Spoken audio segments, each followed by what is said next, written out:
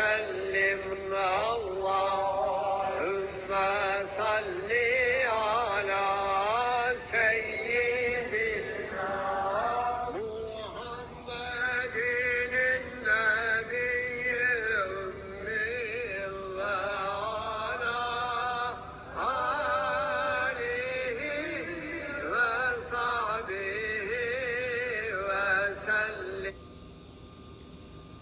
नहमदुहु व नुसल्ली अला रसूलिहिल करीम अम्मा बाद फ़ाऊज़ु बिल्लाहि मिनश शैतानिर रजीम बिस्मिल्लाहिर रहमानिर रहीम रब्बि इश्रह लि सदरी व यस्सिर लि अमरी वहलुल उक़दतुम मिन लिसानी यफ़क़हू क़ौली व कुल रब्बि ज़िदनी इल्मन अल्लाहुम्मा सल्लि अला सय्यिदिना मुहम्मद व अला आलिहि व अस्हाबिहि व बारिक व सल्लम.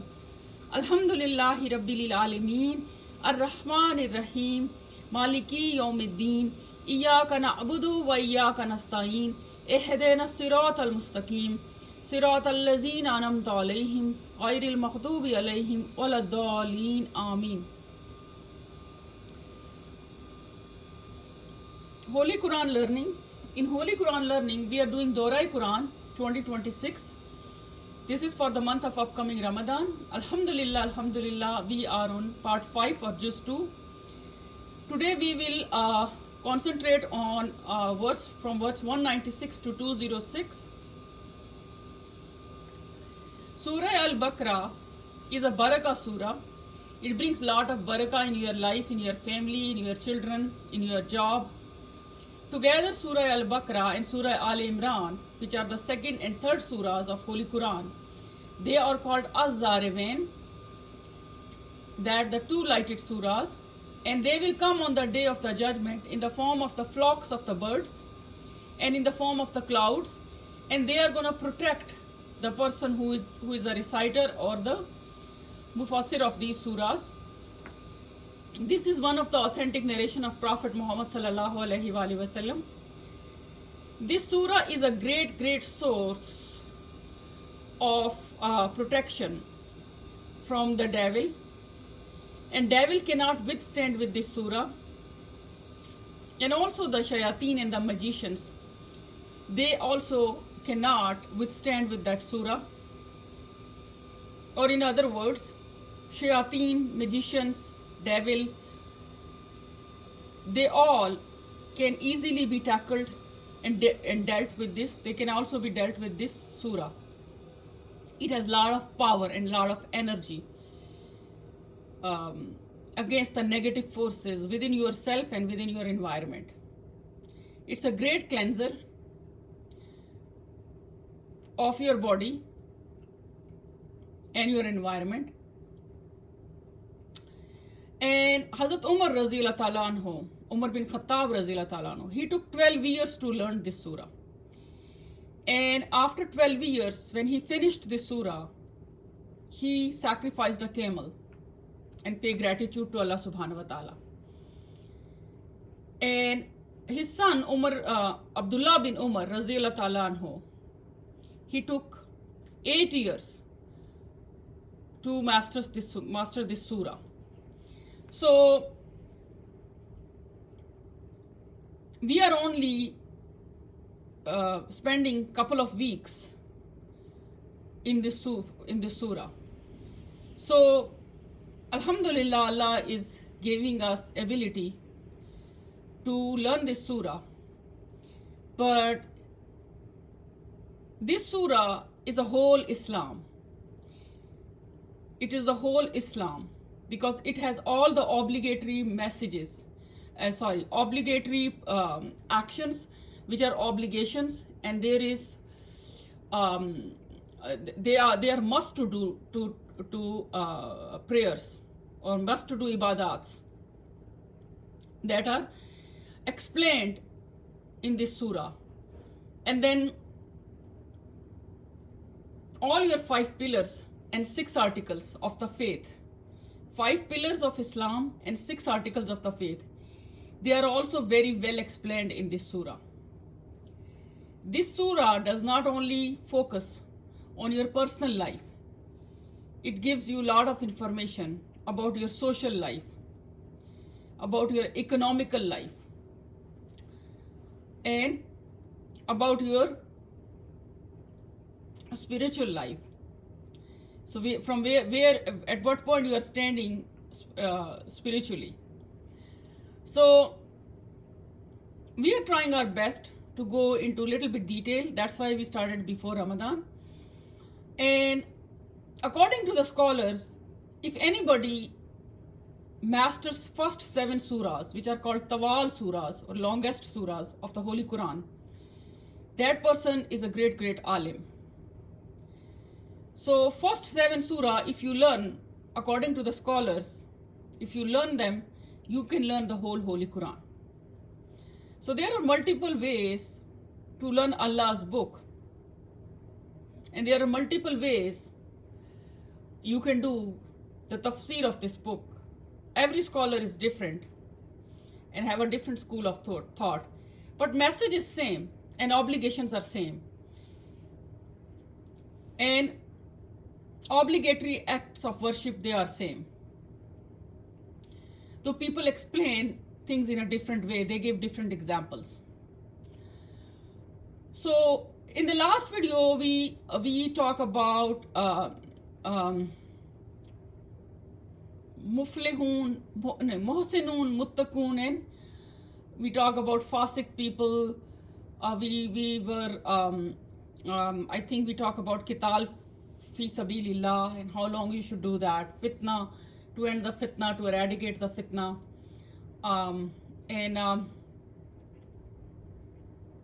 We little bit talk about, I think, some laws, inheritance laws, and we talk about qisas, and so those were in the last verses.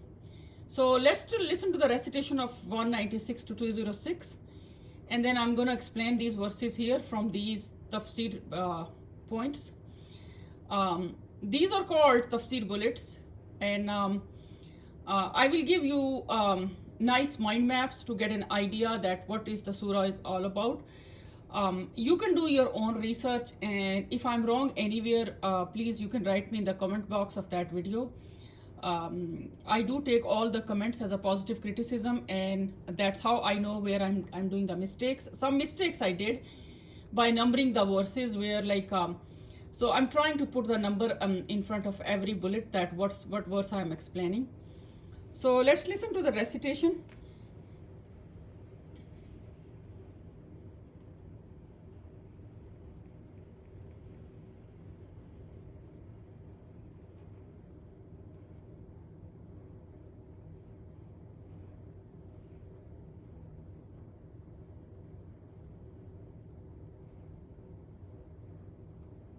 بسم الله الرحمن الرحيم.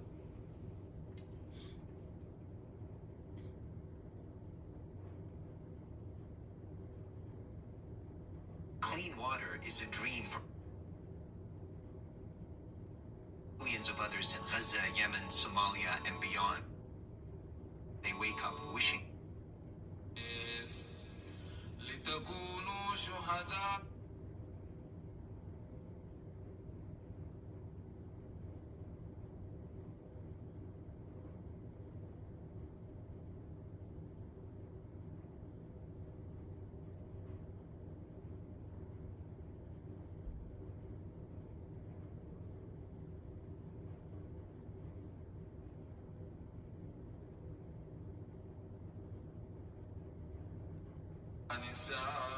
نسائكم هن لباس لكم وأنتم لباس لهن علم الله أنكم كنتم تختانون أنفسكم فتاب عليكم وعفى عنكم فالآن باشروهن وابتغوا ما كتب الله لكم وكلوا واشربوا حتى يتبين لكم الخيط الأبيض من الخيط الأسود من الفجر ثم أتموا الصيام إلى الليل ولا تباشروهن وأنتم عاكفون في المساجد تلك حدود الله فلا تقربوها كذلك يبين الله آياته للناس لعلهم يتقون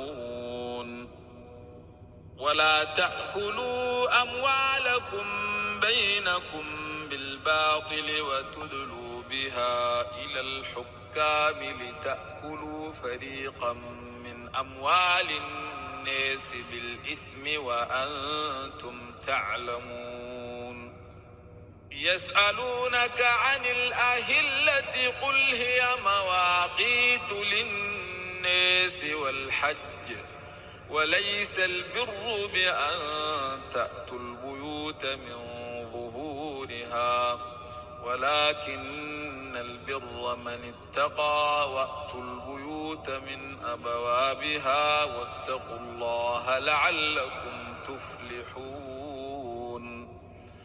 وقاتلوا في سبيل الله الذين يقاتلونكم ولا تعتدوا إن الله لا يحب المعتدين وقتلوهم حيث ثقفتموهم وأخرجوهم من حيث أخرجوكم والفتنة أشد من القتل ولا تقاتلوهم عند المسجد الحرام حتى يقاتلوكم فيه فإن قاتلوكم فاقتلوهم كذلك جزاء الكافرين فإن انتهوا فإن الله غفور رحيم وقاتلوهم حتى لا تكون فتنة ويكون الدين لله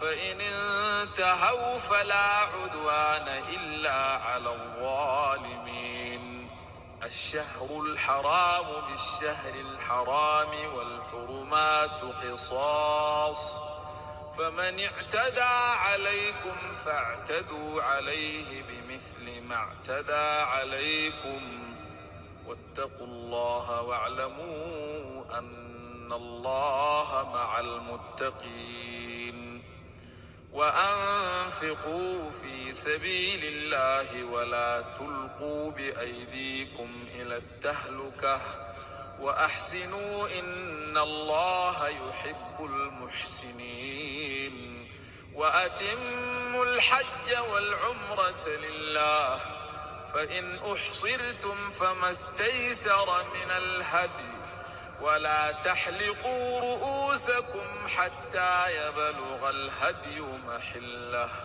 فمن كان منكم مريضا أو به أذى من رأسه ففدية من صيام أو صدقة أو نسك فإذا أمنتم فمن تمتع بالعمرة إلى الحج فما استيسر من الهدي فمن لم يجد فصيام 3 أيام في الحج و7 إذا رجعتم تلك 10 كاملة ذلك لمن لم يكن أهله حاضر المسجد الحرام واتقوا الله واعلموا أن الله شديد العقاب. Zakah is about connection and about unity. And when we give zakah, ensuring the strength and health of our عقاب الحج أشهر معلومات فمن فرض فيهن الحج فلا رفث ولا فسوق ولا جدال في الحج وما تفعلوا من خير يعلمه الله وتزودوا فإن خير الزاد التقوى واتقوني يا أولي الألباب ليس عليكم جناح أن تبتغوا فضلا من ربكم فإذا أفضتم من عرفات فاذكروا الله عند المسجد المشعر الحرام واذكروه كما هداكم وإن كنتم من قبله لمن الضالين ثم أفيضوا من حيث أفاض الناس واستغفروا الله إن الله غفور رحيم فإذا قضيتم مناسككم فاذكروا الله كذكركم آباءكم أو أشد ذكرا فمن الناس من يقول ربنا آتنا في الدنيا وما له في الآخرة من خلاق ومنهم من يقول ربنا آتنا في الدنيا حسنة وفي الآخرة حسنة وقنا عذاب النار أولئك لهم نصيب مما كسبوا والله سريع الحساب واذكروا الله في أيام معدودات فمن تعجل في يومين فلا إثم عليه ومن تأخر فلا إثم عليه لمن اتقى واتقوا الله واعلموا أنكم إليه تحشرون ومن الناس من يعجبك قوله في الحياة الدنيا ويشهد الله على ما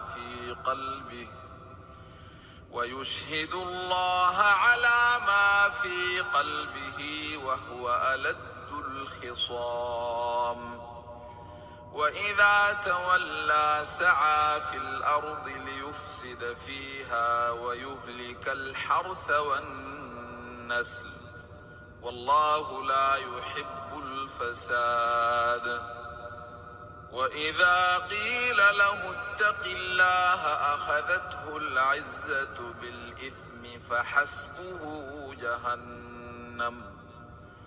فحسبه جهنم ولبئس المهاد ومن الناس من وبئس المهاد. So let's go to the verse 196. Verse 196 says وَأَتِمُّ الْحَجَّ. So these are all Hajj verses about the Hajj. Hajj is pilgrimage to Makkah. When they go, they do the tawaf of Khana Kaaba. وَأَتِمُّ الْحَجَّ وَالْأُمْرَةَ. وَأَتِمُّ, and you perform properly al-Hajj, the Hajj, wal-Umrata, and the Umrah, lillahi, for Allah. فَإِن, then if, أُحْصِرْتُمْ, you are besieged, فَمَسْتَيْسَرَ, then slaughter what is easy to afford, min al-hadyi, sacrifice hadi animal from, wala tuhliku, and do not you shave, ruusakum, your head hairs, hatta, until, yabluga, reaches, al-hadyu, the hadi animal of sacrifice, mahillahu, to the place of slaughtering, faman, then the one who, kana, becomes, minkum, among you, maridan, ill, aw, or bihi, in him, azan, ailment, min ra'sihi, of his scalp, fafidyatun, then he is obliged to pay fidya, min, from, siyamin, observing som, fast, aw sadaqatin, give sadqa or charity, aw nusukin, or offer sacrifice, fa'iza, then when, amintum, you are in peaceful conditions, faman, then the one who, tamatta'a, he is in Hajj tamattu, bil umrata, by performing umrah, ilal hajji, towards before, al hajji, performs Hajj, for mastaisara, then slaughter what is easy to afford, min al hadyi, the hadi animal of sacrifice, from the hadi animal of sacrifice, faman, then the one who, lam, not, yajid, affords sheep, fasiyamu, then observe som or fast, salasati, 3 days, ayyamin, fil hajji, in Hajj, wa sab'atin, and 7 days, iza raja'tum, you return to your own places, when you return to your own places, tilka, that, asharatu, 10 days, kamilatun, perfect, zalika, that, liman, for the one who, lam, yakun, is not, ahluhu, his family, haziri, resident, al-masjidil harami, al-masjidil haram, wattakullaha, and you fear Allah, wa'alamu, and you know, annallaha, that Allah, shadidul iqab, is severe in punishment. And perform properly, for example, all the ceremonies according to the ways of Prophet Muhammad sallallahu alaihi wasallam, the Hajj and Umrah, for example, the pilgrims to Makkah for Allah. But if you are prevented from completing them, sacrifice a hadi animal, sheep, cow or camel, such as you can afford, and do not shave your heads until the hadi reaches the place of sacrifice. And whosoever of you is ill or has an ailment in his scalp necessitating shaving, he must pay a fidya, ransom, of either observing Sawm, fasts for 3 days, or giving sadaqah, which is charity, feeding 6 poor persons, or offering sacrifice 1 sheep. Then if you are in safety, or whoever performs the Umrah in the months of Hajj, before performing the Hajj, which is called Hajj at-Tamattu or Al-Kiran, he must slaughter a hadi animal such as he can afford. But if he cannot afford, he could observe the Sawm, fasts, 3 days during the Hajj and 7 days after his return to his home, making 10 days in all. This is for him whose family is not present at Al-Masjid al-Haram, for example, non-resident of Makkah. And fear Allah much and know that Allah is severe in punishment. So basically he is explaining Hajj. And he's explaining Hajj in all these verses. What is Hajj? Hajj is whenever you make an intention to go to the Makkah Mukarramah and visit the Haram Sharif, and you do all the manasiks of the Hajj. So, and we will talk about the manasiks of the Hajj in the next following verses. In the upcoming verses we will talk about that. So during the Hajj, what you should do is you should try to finish the Holy Quran. If possible, you should do in those days. And these verses, they give you the concept of hadi animal. Hadi animal is what? It is either a cow or a sheep or a camel. Any one of them you can sacrifice. And usually you do sacrifice after you shave the head. And we will talk that in order for you, when you do in the manasik, we will say that you do the ihram first, and what you can do in ihram, and after ihram you do tawaf of Kaaba, and after that you go to Safa and Marwa, and then you stay at Arafat and Muzdalifah, Mina, and Rami of Jamarat. So this verse is talking about the sacrifice, about the hadi animal. This verse is also talking about Hajj Tamattu. What is Hajj Tamattu? And if you cannot sacrifice, what is the alternate? What should you do?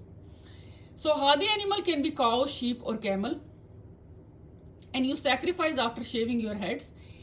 And in shaving, they are giving you an alternate that if somebody has, let's say, fungal infection in the scalp, and shaving can cause the spread of infection, or you have any other disease of the scalp that can spread due to shaving. So if it's not possible to shave, then what's the alternate? You should pay the fidya. Or the alternate is you should fast for 3 days, or you should feed the 6 poor people. So this is the alternate if you cannot shave your head. So here there are 2 alternates. If you cannot sacrifice and if you cannot shave the head. So remember, if you cannot shave the head, you should pay fidya, you should fast for 3 days, or you should feed 6 hungry people, 6 poor people. And hadi animal, what you use in sacrifice is either cow, sheep, camel. They can, any one of them. And Hajj Tamattu is the Umrah in the Hajj days.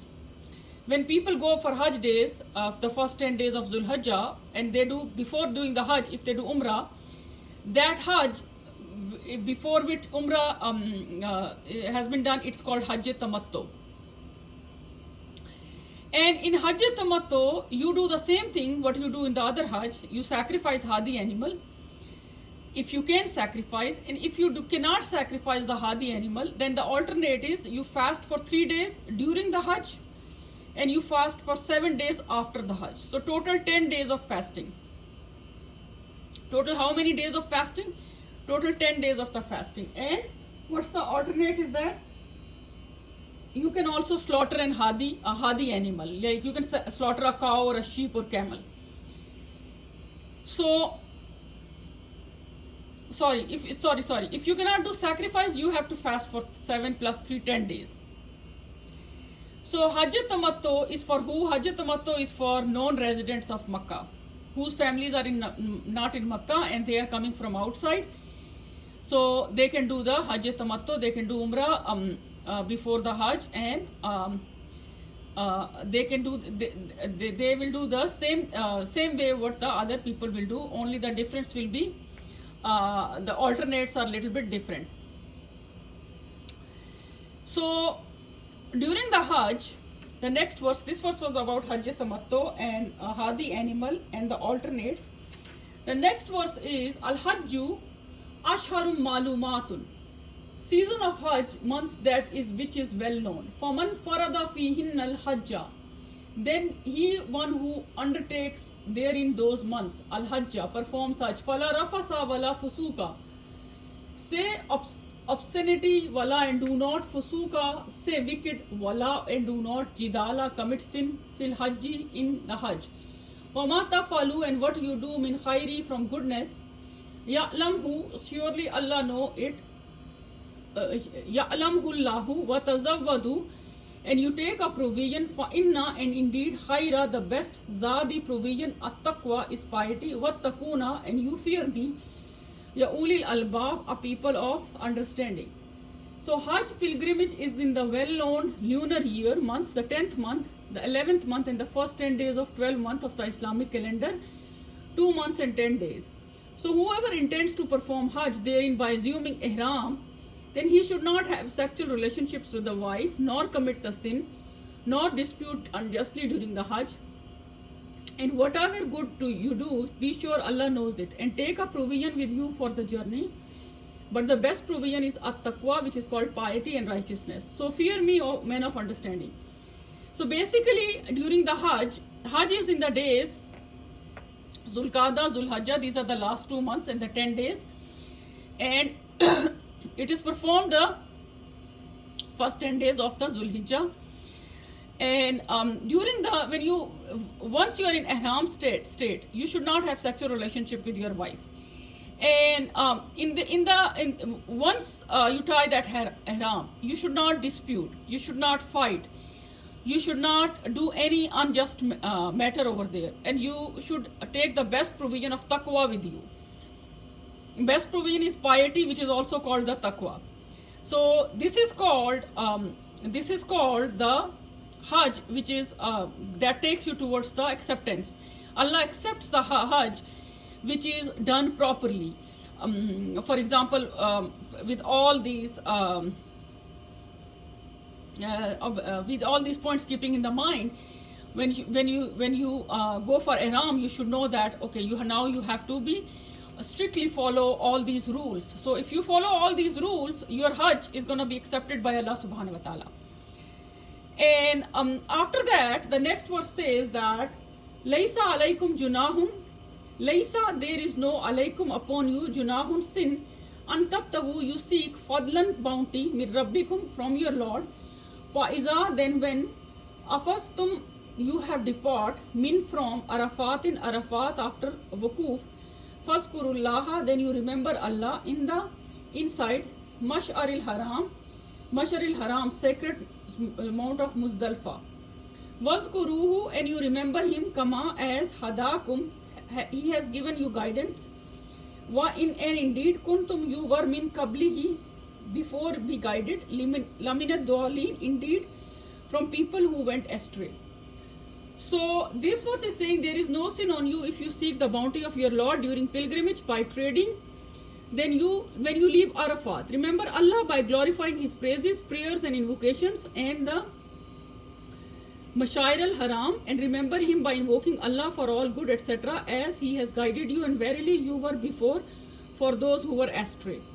So when you leave, you should do the Hajj, and during the Hajj, when you are performing all the monastics of the Hajj, you should continuously remember Allah subhanahu wa ta'ala. all the time you should praise Allah subhanahu wa ta'ala. You should glorify Allah subhanahu wa ta'ala through various invocations. So inshallah, we will do a complete video on the Hajj and all the 5 pillars, and we will explain what supplications you should do at what occasion and what point. But here just remember that you should continuously praise Allah subhanahu wa ta'ala, you should glorify Allah subhanahu wa ta'ala, and you remember that do not shop or do not do any kind of trade before Arafat. Once you leave the Arafat, then you are good to go and you can do the trading. Summa afizu min haisu afazan nasu wastaghfirullaha innallaha ghafurur rahim. Summa then afizu, you depart, min haisu, from the place, afaza has departed, an-nasu, mankind, from Arafat, wastaghfirullaha, and you ask for forgiveness, Allah, innallaha ghafurur rahim. Allah, verily Allah is most merciful and forgiving. So when you depart, people depart and ask Allah for forgiveness. So when you are leaving the Hajj place, you should continuously ask Allah subhanahu wa ta'ala forgiveness and mercy. The next verse talk about the manasiks of the Hajj, and it says that فَإِذَا خَضَيْتُمْ مَنَاسِكَكُمْ, then when you have accomplished your holy rites of Hajj, فَاسْكُرُوا, then you remember Allah, كَذِكْرِكُمْ, as you remember Aba'akum, your fathers, أَوْ أَشَدَّ, or more, zikran, in remembrance, فَمِنَ النَّاسِ, then among mankind, man, there is who, yaqulu, he makes dua, Rabbana atina fid dunya, our Lord give us in the world, وَمَا لَهُ, and not for him, fi, in al-akhirati, the hereafter, min, from halakin, goodness part. So when you have accomplished your manasik, for example, ihram, tawaf of the Kaaba, and Safa and Marwa, and stay at Arafat, and Muzdalfa, and Mina, and Rami of Jamarat, you stone the specified pillars in Mina, slaughtering of hadi animal, etc. Remember Allah as you remember your forefathers, or with a far more remembrance. But of mankind there are some who say, our Lord, give us your bounties in this world, and for such there will be no portion in the hereafter. So Allah subhanahu wa ta'ala is talking about the manasiks of the Hajj, that in the manasik you first tie the ihram. After tying the ihram, you do tawaf of the Kaaba. After doing tawaf of Kaaba, you go for Safa and Marwa in the remembrance of Hazrat Hajra alayhi salam, which she did when thirsty baby Ismail was crying. So this is the remembrance of Hajra alayhi salam. And then you stay at Arafat, and after the Arafat you go to Muzdalfa, and then you go to Mina, and then you do Rami of the Jamarat, and this also, and then slaughtering of the hadi animal. So basically these are all manasik Hajj, and Hajj is complete when you do all the manasiks, and then you do all with the all these rules, you keep in mind, and you stay pious, you take piety and taqwa as your provision, and then it talks about the supplication with Prophet Muhammad. So here we will talk only about one supplication. I'm sure all of you remember that supplication. At the Hajj, Prophet Muhammad, peace be upon sallallahu alaihi wa sallam, he used to say, Rabbana atina fid dunya hasanatan wa fil akhirati hasanatan wa qina azaban nar.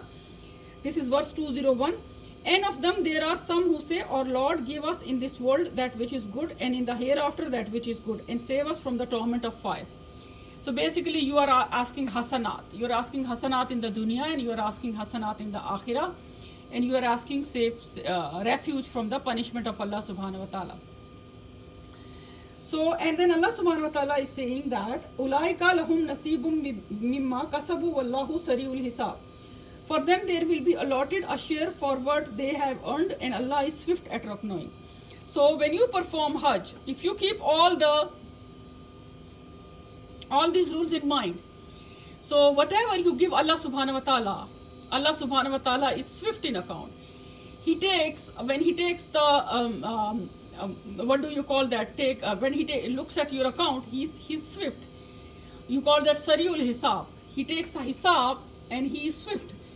And whatever you earn, he gives back to you. And Allah subhanahu wa ta'ala is very merciful. If you do commit a bad deed, he only charges you for one bad deed. But if you do commit a good deed, he gives you reward for more than one good deed. And that reward can be multiplied, it goes on. It gets Allah subhanahu wa ta'ala applies the rule of multiplication here when it comes to the good deeds. So basically here the whole purpose of describing Hajj in so much detail is that you have some earning over here. Allah subhanahu wa ta'ala is telling you that you are earning good deeds, and this is the whole state of ibadah, right from the intention where you are making an intention to go and visit the city of the Makkah and do the Hajj, right from your intention all the way when you are leaving the Arafat. Every single second is your ibadah. It counts as your ibadat. And whatever in this ibadah, it said that it's an earning. Whatever you will earn, and Allah subhanahu wa ta'ala is talking about an account, because in your account of good deeds, this ibadat is going. So basically you are making your account heavy with all these good deeds, with all the good deeds and all these manasiks you are doing. And see, this is the great sacrifice of Ibrahim alayhi salam. You are doing this sacrifice. Why you do sacrifice? Why you sacrifice the animal? You sacrifice the animal in remembrance of Ibrahim alayhi salam. When he was taking Ismail alayhi salam, just as a result of the true dream, which Allah subhanahu wa ta'ala asked for that sacrifice. So he was doing that. So, and you remember his act of sacrifice was so much full with sincerity that it got remembered. Look how many years back Ibrahim alayhi salam came, and look, still we remember his act of sincerity. And this Safa and Marwa, we do it to remember Hajra alayhi salam, because she did that. So what kind of prayer was in her heart, how sincere she was in the love of her mother. Allah liked it so much that Allah make it as a manasik of a Hajj, and Allah make it as a manasik of the Hajj. So basically deep down to understand that sincerity, ikhlas, it never goes waste. It never goes waste. And Allah subhanahu wa ta'ala remembers the people through generations. How Allah subhanahu wa ta'ala is remembering Prophet Muhammad sallallahu alaihi wasallam. Prophet Muhammad sallallahu alaihi wasallam, enemies used to laugh on Prophet Muhammad sallallahu alaihi wasallam when both of his son Qasim alayhi salam and Ibrahim alayhi salam both passed away. So they were laughing that Muhammad sallallahu alaihi wasallam will have no progeny, he will have no breed at all. And then Allah subhanahu wa ta'ala revealed Surah Al-Kawthar to Muhammad Mustafa sallallahu alaihi wasallam, that Muhammad Mustafa sallallahu alaihi wasallam, do not get upset, we will give you abundance. Inna atayna kal Kawthar, we will give you abundance. So the Allah subhanahu wa ta'ala gave abundance to the grandfather Ibrahim alayhi salam. Look how long his sacrifice is remembered. How long? This Kaaba is there for how long? Since Prophet Adam alayhi salam. It got rebuilt many times. And this sacrifice is going on, this act of worship, and became the act of worship, become the manasik of Hajj, and it's going on. And look what happened to the people who were throwing Ibrahim alayhi salam in the fire when he was preaching them for monotheism. Where did those people go? Why they were not remembered? Why those people were? Where did those people go who were laughing on Prophet Muhammad Mustafa sallallahu alaihi wasallam that you will not be remembered after your death? And look how many times he got remembered on this planet Earth. 5 in daily prayers. Before prayer, you hear azan, and the azan goes across the globe. There is not a single second when Prophet Muhammad Mustafa sallallahu alaihi wasallam name is not taken with Allah's name, Allahu Akbar. Whenever the Muazzin glorifies Allah subhanahu wa ta'ala, he says, Ashhadu anna la ilaha illa Muhammadar Rasulullah. So these are the kalimats of the azan. So Muazzin remembers Muhammad Mustafa sallallahu alaihi wasallam, glorifies with Allah subhanahu wa ta'ala. Rafana laka zikrak. So Allah subhanahu wa ta'ala elevated his remembrance in the adhan. So basically the teaching, the lesson is that don't go for people's if they want to discourage you, do not go behind them, because that might be a test for you. People attitude and behavior might be a test for you. So and remember that his grandfather Ibrahim alayhi salam was never forgotten till today. Muhammad Mustafa sallallahu alaihi wasallam never forgotten till the day of judgment. These are ulul azam prophets. They got the very highest ranks given by Allah subhanahu wa ta'ala. And you should literally look at their daily lives, that what kind of life they spent. You should look at their trials. then you will understand that trials don't come just the Allah subhanahu wa ta'ala want to tease you. No, Allah subhanahu wa ta'ala don't want to tease you. Allah subhanahu wa ta'ala wants to test you. And after the test, you know that, okay, who was mukhlis and who was not. You cannot differentiate before the test. So the test literally separates the people. Trial literally separates the people that who understood that trial and who made this trial an opportunity. So coming back to these monastics of the Hajj, that they have a great lesson, and this sacrifice and this Safa and Marwa has a great lesson.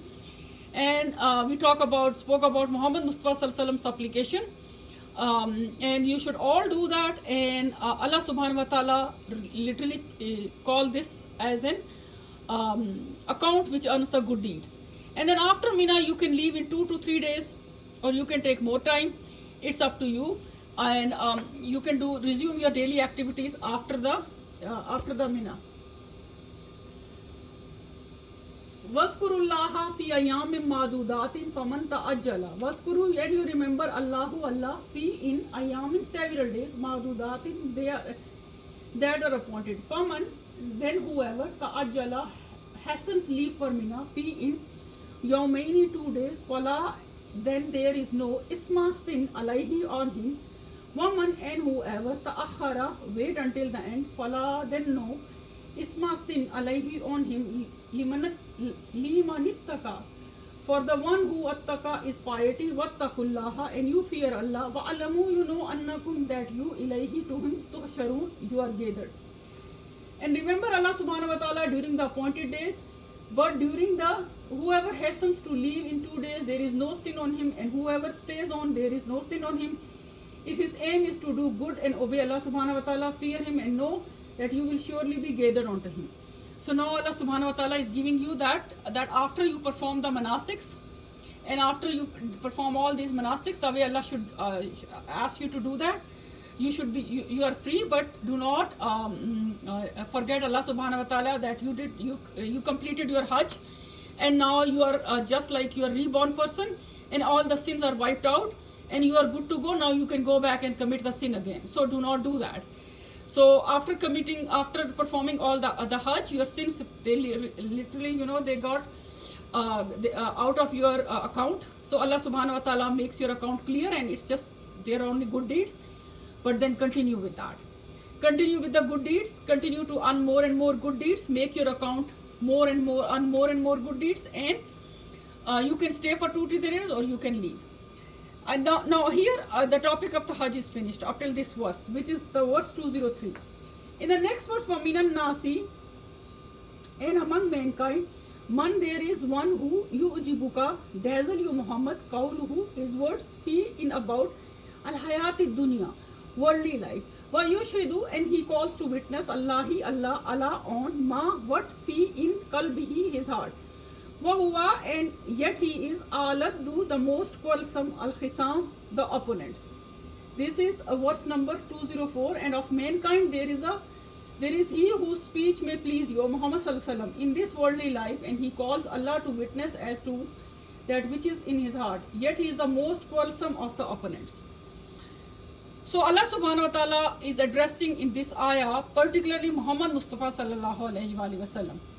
And through Muhammad Mustafa Sallallahu Alaihi Wasallam, I mentioned you earlier, whatever Allah subhanahu wa ta'ala, whenever he mentions, he talks to Muhammad Mustafa Sallallahu Alaihi Wasallam, he indirectly talks to all of us. So Allah subhanahu wa ta'ala in this verse is talking about a glib talk. What is a glib talk? Glib talk is a fascinating talk. When the speaker swears upon God many times, try to prove himself. So if the speaker fascinate you and swears again and again, Allah subhanahu wa ta'ala is warning Prophet Muhammad sallallahu alaihi wasallam that be careful, because they might be deadliest opponent to truth. So Allah subhanahu wa ta'ala basically in this verse, which is verse number 204, basically he wants to convey a message to Muhammad Mustafa Sallallahu Alaihi Wasallam that do not go on the apparent speech of a person, no matter how beautiful that speech is. the speech is called glib talk. So glib talk is explained by a person inside is a lawyer person, might be a hypocrite person, might be a fasik person, but he uses a very beautiful words, very sweet words. So basically Allah subhanahu wa ta'ala is warning Prophet Muhammad sallallahu alaihi wasallam that just do not look at their speech, look at their actions. And we know action speaks louder than words. So you should, this is one of the criteria of, I'm not saying be judgmental to other people, but this is one of the criteria when you're dealing with someone. If you're dealing with someone, you should not just go on that person's speech. That person might lie to you. So you should just do a small matter, just exchange some money with that person and look at how that person will do. So the person can be a deadliest opponent to truth. So here Allah is talking about a glib talk, fascinating talk, fascinated with the swears space upon God. But inside, there is a deadliest opposition.